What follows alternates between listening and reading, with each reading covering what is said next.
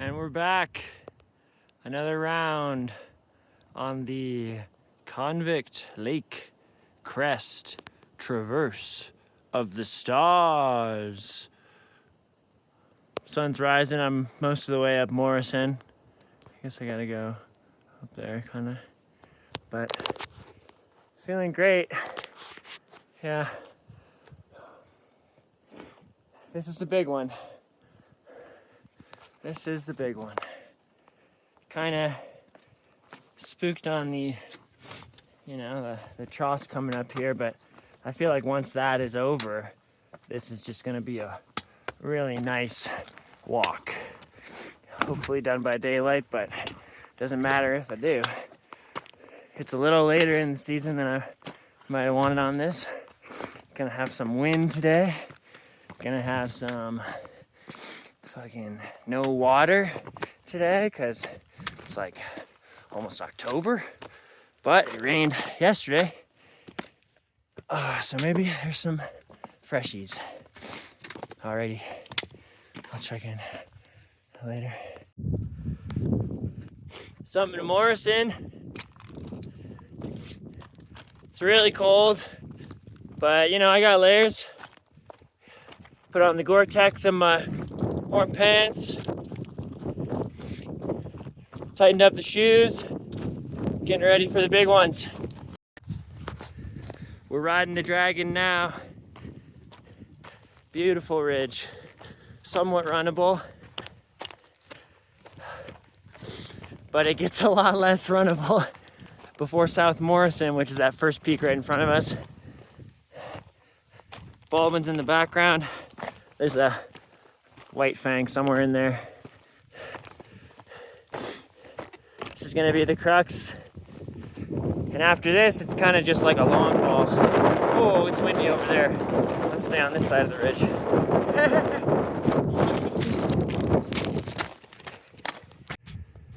The beautiful ridge from South Morrison. So nice. Just a nice, pleasurable romp. And then getting up to South Morrison here is a little bit sketch for sure, but nothing compared to what we got going on later. That's the real summit right there. And then we got White, Fang, and Baldwin. The hard ones. Still feeling good. Listening to some good music. Adrian Linker's new album. Some good podcasts. But right now I'm doing a lot of one bud climbing. And then I'll graduate to the no earbuds climbing soon. But for now, just trying to keep a good pace and have no close calls. That's always my measure of how I'm feeling on a ridge like this. If I'm really starting to bonk early or I need to bail out, I just start having a lot of early close calls, Late close calls I can deal with. Makes sense, you're tired, but if it's just not your day, there's a good chance you're just gonna be slipping and flopping and flip-flapping all up on the choss. And you don't want to be at the crux still in that mentality. So always got to keep in mind how it all breaks down in the long run. Yee. Summit of White Fang. Smoking a cig. This one went a lot easier than last time. I think I found a little fourth class way to do it. My shoes are falling apart. That's not too good. Just keep taping them up, I guess. Maybe I'll see how bad it gets in this next go, and it's really just splitting in half. Dang it! There's Wallace out in the distance, looking pretty menacing. Yeah, that's the real crux there, that upper head wall. Little Trossie coming through here. A couple of 5-6 moves, and then we get to the real crux. This shit. A little tough. Worse trough, worse exposure. Summit of Baldwin. We are through it. For the second time, the ridge has been conquered. It's really windy now. That's what the weather said. It's supposed to get up to 50, 60K gusts. I don't know what that is in miles per hour. I'm trying to be more European with the way I climb. You know, measuring all my distances in kilometers makes me feel a little better, you know. Yeah. But I think where that might fall short is I don't exactly have European healthcare, but I think I just need to have that you know, socialized healthcare mindset for this climb. It's very necessary. You just need to believe that it's all going to be okay. Yeah. So luckily though, I'm through the hard part. Really stoked on that. I haven't really been having any visits with my friend Benjamin P. Yet. It's been a little too chossy. I don't want to invite him in, but just had a little talk with him and a little celebration of you know, getting through the hard part, because now it's kind of just a run, right? I mean, I go over Sheelor Ridge. There's a little bit of confusion around Corridor Pass, getting up to McGee Pass. Hopefully I'll get some water there, and then from then on out it's Easy Ridge, or Easy Ridge I've already done. So we're kind of making terrible time, but I feel great. It's you know, 6:45 to Baldwin Summit. Last time I was probably closer to 5. And I got plenty of water. Yeah, good music. Check out this wind though, it's horrible. So windy. Yeah, it's really happening.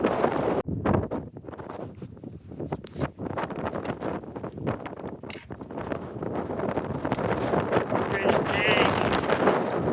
Sheelor Ridge. And then I'm going out that way toward Red Slate and whatever the fuck that U-notch is gonna be. I'm gonna have to do another hard climb. This thing is great. Super fun. A little dangerous at one part, but pretty chill.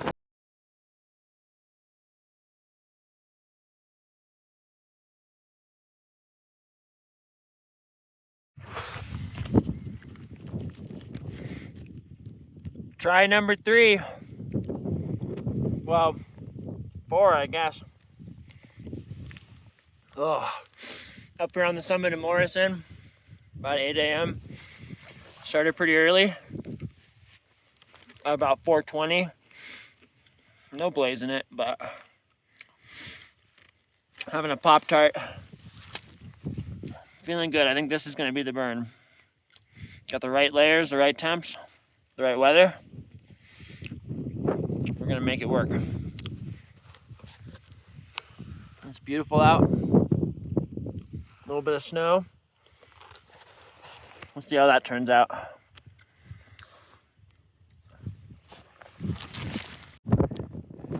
Here's the difficulty getting up to South Morrison. I don't know what you call that, probably 4th class, but the choss is real. It's just kind of this sandstone chalk rock. Not ideal. Windy. Windy. On top of South Morrison. Little cool ridge here. Pretty safe. A bit chossy, but we'll make do. Real quick movement. It's nice to have this so dialed. I come up to a hard section and I just know what to do. Jump. Oh. Mover. Not good. Not good. Top of South Morrison official. That went pretty chill. Just hiding from the wind. Trying to go for a Siggy every summit. I find on a crap ridge, scary ridge, that a little bit of familiarity helps. And as I am a consummate chain smoker, sig at every peak is how it's gonna go.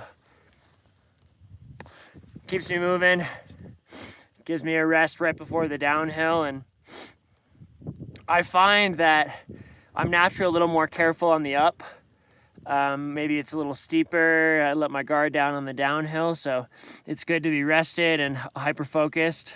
You know, take one butt out so I can hear the choss. It's very important to hear the choss.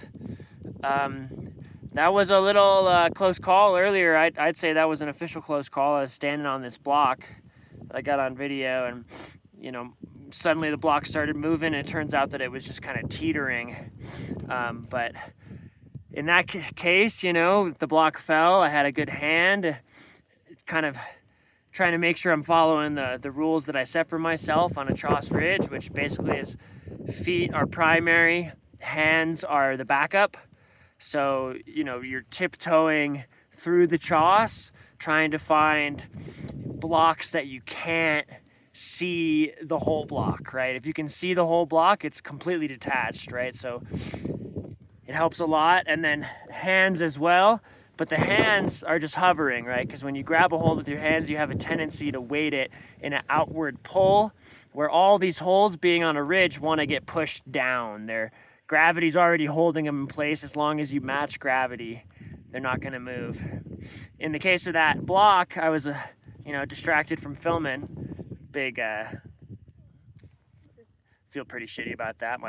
I told my dad the other day, I was like, no, I never film while doing anything dangerous, and I just proved myself wrong. But you know, it's a choss ridge, so that kind of stuff's gonna happen, and you need to, fuck, shit went out. You need to be able to come back from it, right? And the way to do that for me is to sit down, smoke a cig, and add a new rule, you know?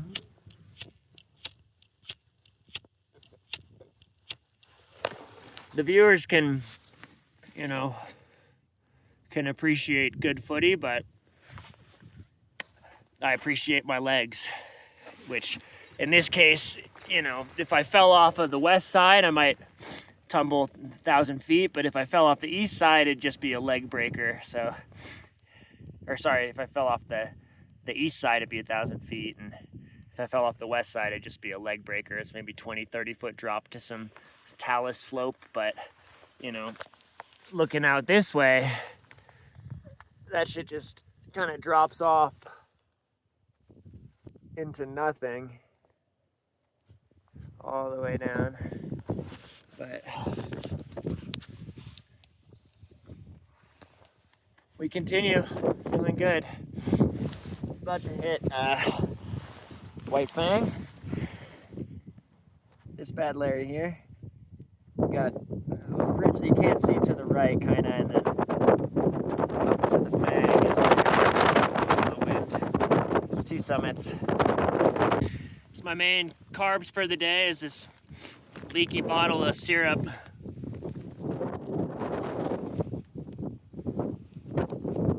Oh, it's so bad. This was 99 cents at Gross Out. It's called Ghetto Gastro. It's these types of products that you gotta wonder, like, how much money did they lose? Probably, like Grocery Out, it said this thing was worth 10 bucks, but I bought it for $1. Gross Out, they got great supply chain management, but God, this is horrible. 240 grams of carbs, less than a pound though, so that's good.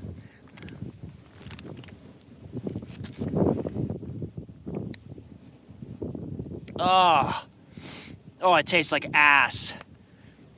It's so sticky. This short little section coming down off of South Morrison always slows me down a little bit. Just this black kind of metamorphic obsidian is really unreliable, you know, crunchy, but make do. Never really felt too scared on it, but something to think about. Yeah, definitely something to be careful on. A little bit of a different look at the South Morrison Approach Ridge. It's chill for a while. Oh, it's chill for a while on this shit, and then you hit these notches, and you kind of skirt them. You don't have to summit any of them. Skirt the notches, and then one last huck, and then yeah, that's the summit. And this is that little shit obsidian ridge. It's not bad, but you got to move real slow. Real slow. Now I rip Easy Ridge to White Fang, which is this bad Larry right here. Yep. Baldwin in the background. There's that Easy Ridge. Yep. Windy. It's pretty runnable now. The wind ain't bad. It's pretty though. Very pretty. I broke my pole. This is missing one whole length. But I suppose that happened a few days ago. It still works great. If anything, it's ultra light. I don't really need any long pole for this.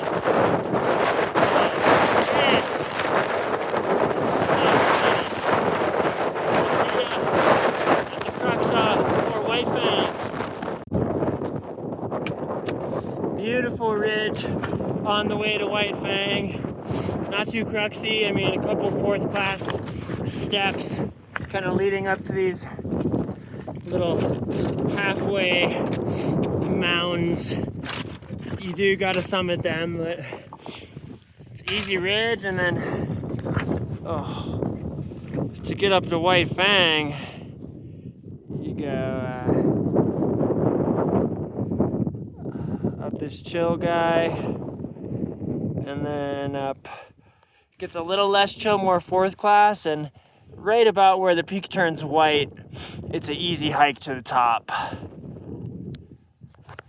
This is a good example of what I mean by the variable exposure on the east and west side.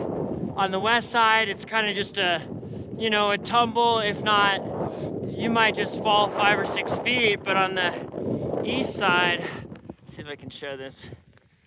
It's all the way down to McGee Pass. That's the north summit of White Fang, the false summit.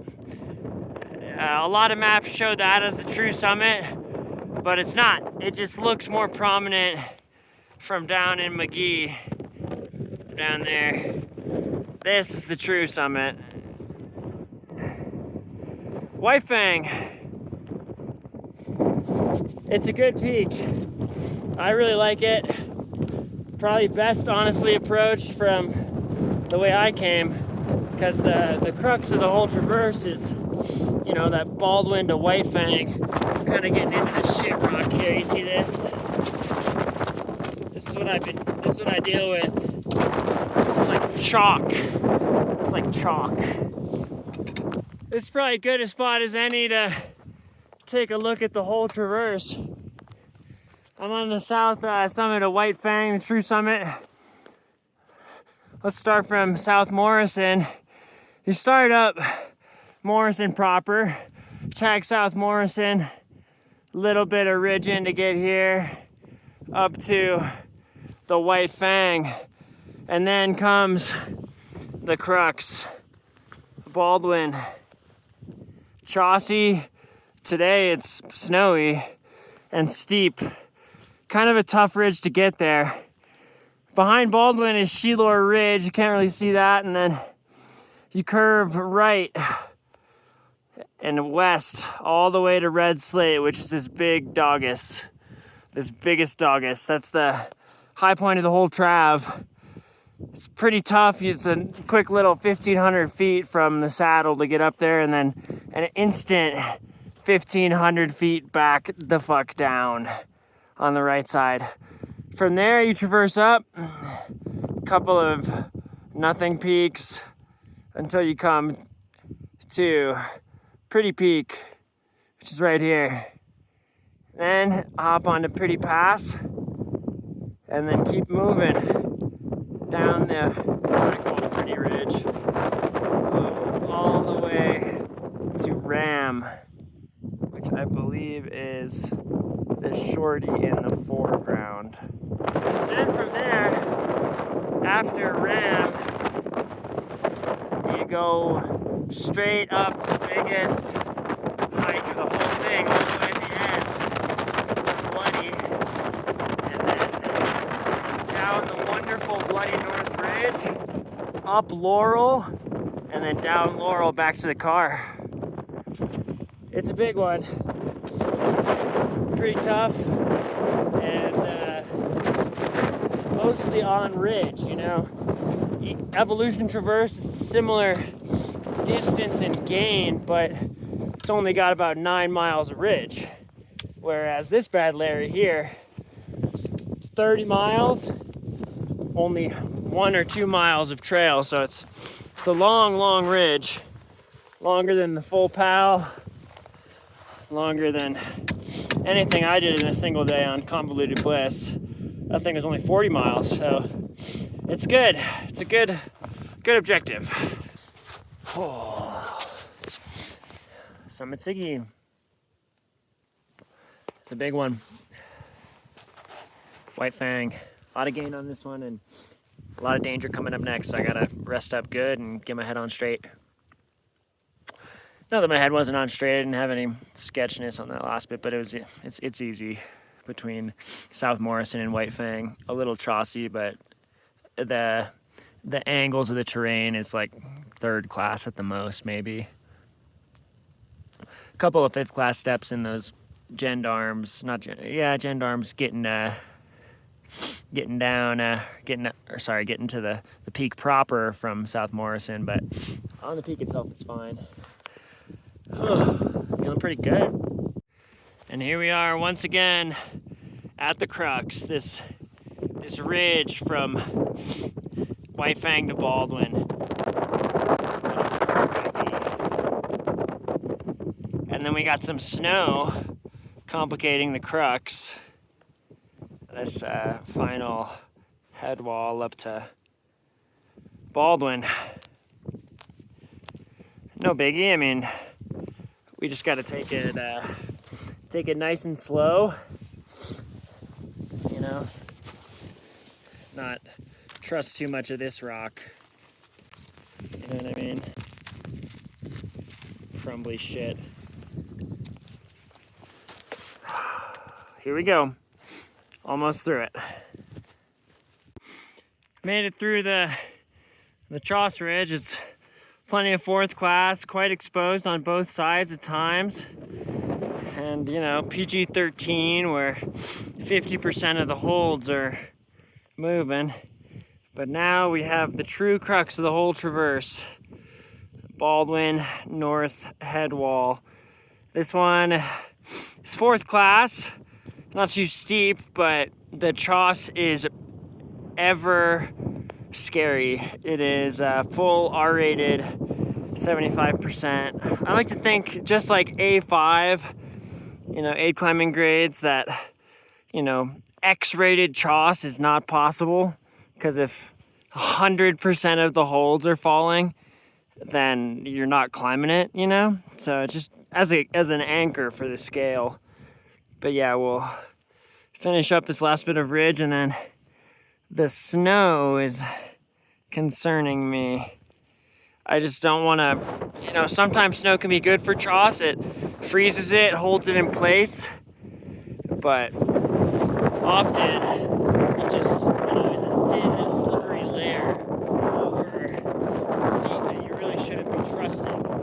And sometimes with snow, it causes you to either slip more or just not really know what you're standing on, which when 75% of the holds are bad, you want to be able to look at them and hit them and inspect them and be sure that what you're pulling on is good. It is a beautiful peak. Here we are at the base of the crux. Snow doesn't look too bad. Tross looks bad as ever. Just gotta go nice and slow. Really kick my feet off, make sure I'm not standing with slippery feet from the snow. And don't trust anything. That's the rule with R-rated stuff. But just like, look at it. Oh, it's so poor.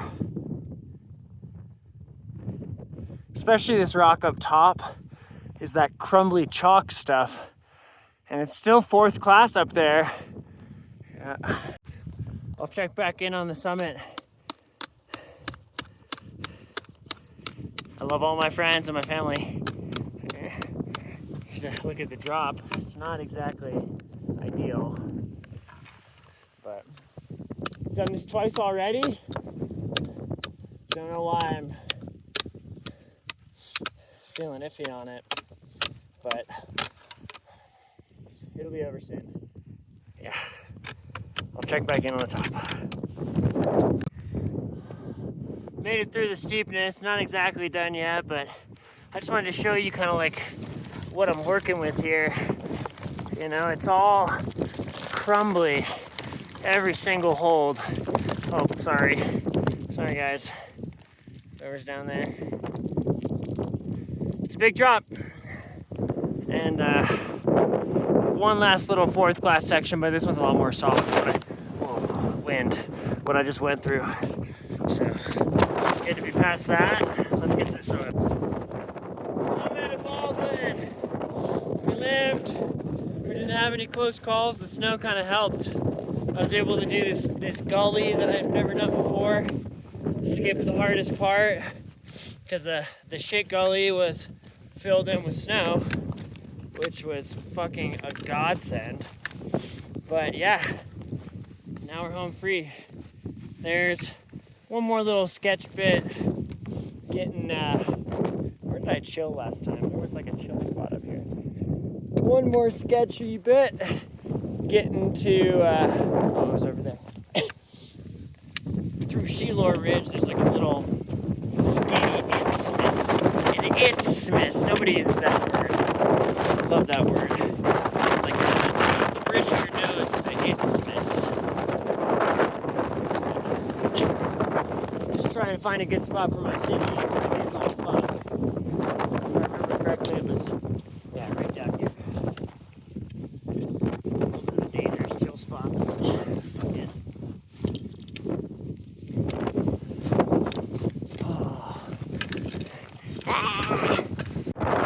Windy spot, but a beautiful ridge and a beautiful canyon just dropping down off the side of the earth. Continuing this way.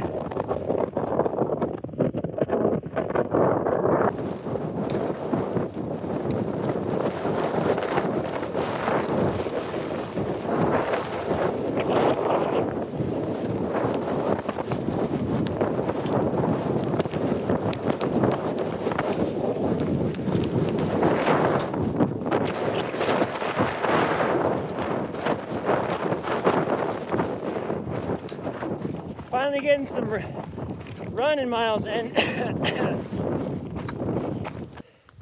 Top of Sheelor. Trying to stay out of the wind. That was the end of the Sheelor slog. Sheelor slog.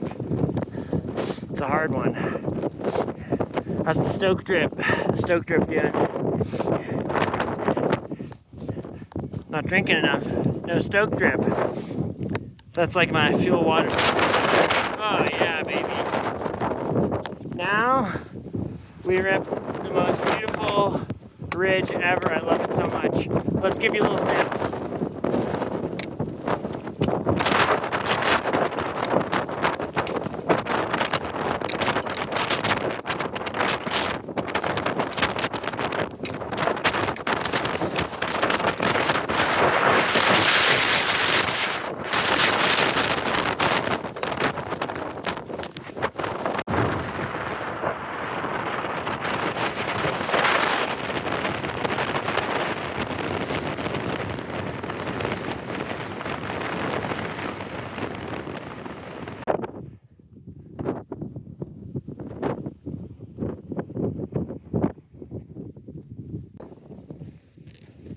Sheila Ridge.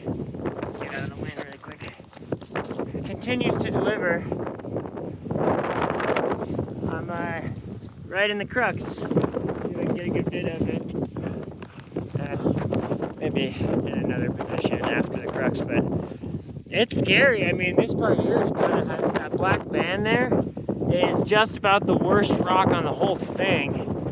I have myself down climbing east of that. This is looking back at kind of the saddle that was in the previous shot, or at least the north side of that saddle. Yeah, this part is the hard part, kind of coming down from the Glory Ridge. And then you have this little minarets that you got to deal with. And then I think maybe I'm through it. I thought there was some like crazy super like drop step across. Maybe it's over there. I'll check back in. I think I'm through it. That part was shitty again. Some more of that sponge rock, and the wind is really blowing. But now I'm just going up this peak here. Oof. Corridor Pass. I had a little idea. I saw this gully as I was walking toward my usual way, and it's great. Cool climbing, 4th class, great rock, best rock of the day so far. Look at this shit. It's so solid. It's so solid.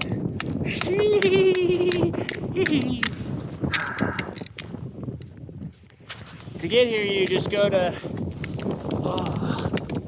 Corridor Pass and then straight up the arete off the pass, and then huck a quick left about 60 feet in the air and hit the gully that's like 1 gendarme or 2 gendarmes left of the obvious ridge that does not look chill. But this is chill enough. This is chill enough. Summit of McGee, aka done with Corridor Pass. It's all the way down there, which is always a hard part. A lot of gain, but that was way easier and way quicker. I don't know if that's the summit over there, but I'm gonna take this one. I think this one's higher. I'm gonna do my own geological survey, genuinely. Let me see if I can level that. What do you think? And when I stand up, I don't know. Summit of Red Slate. It's not that windy. It's beautiful out here. Absolutely insanely beautiful. It's getting a little later.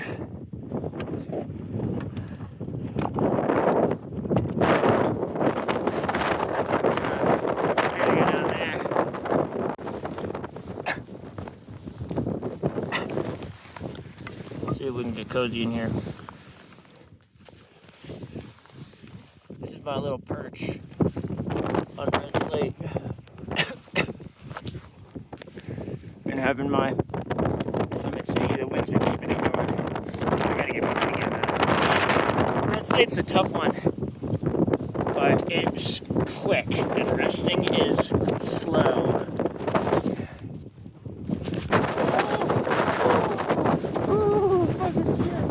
I'll stay high. Start to stay off the rocks. Dude, snow is great. So much quicker. I found water in a little hole in the granite. Yep, that's right. We're on granite now. The rock gets good. It's better. And when you have granite, rain can't permeate super deep, so you get these puddles of water everywhere. Hee! We're soaked.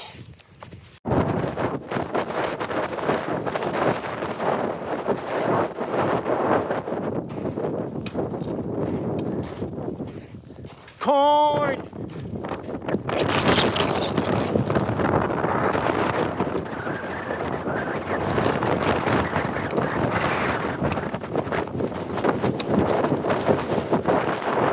This peak is like the moon.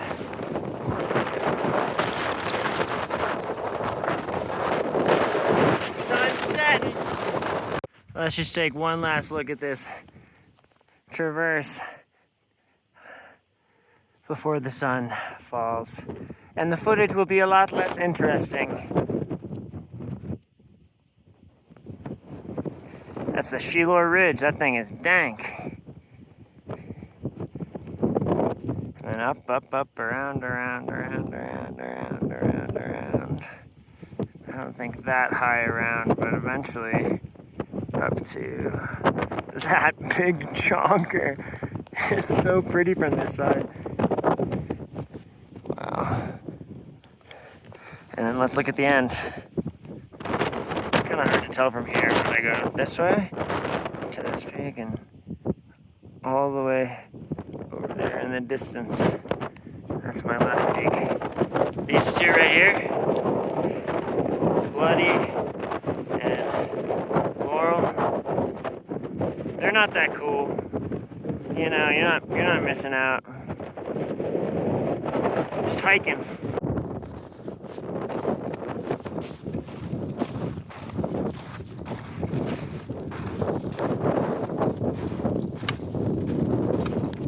Find the snow, find the snow.